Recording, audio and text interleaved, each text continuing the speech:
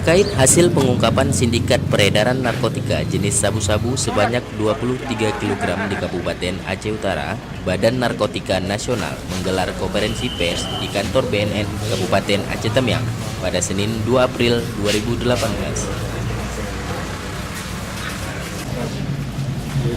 Deputi Pemberantasan BNN, Irjen Polisi Arman Depari mengungkapkan selain mengamankan barang bukti 23 bungkus sabu, tim gabungan Badan Narkotika Nasional dan Bea Cukai juga berhasil menangkap 4 orang tersangka dan disertai 2 unit mobil, 6 telepon genggam dan 4 lembar KTP.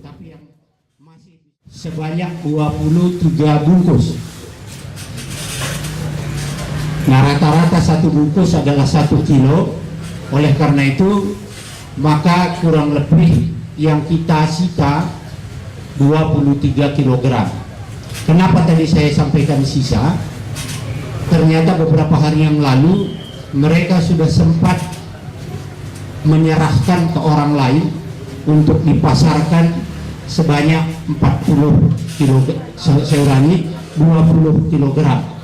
Menurut BNN, 4 orang tersangka akan dikenakan sejumlah pasal dalam Undang-Undang Narkotika Nomor 35 Tahun 2009 dengan ancaman maksimal hukuman mati.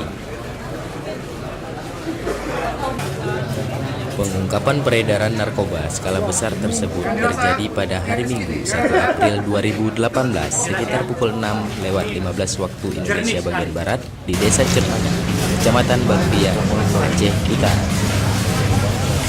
Dari Karangturi, Revira, News TV.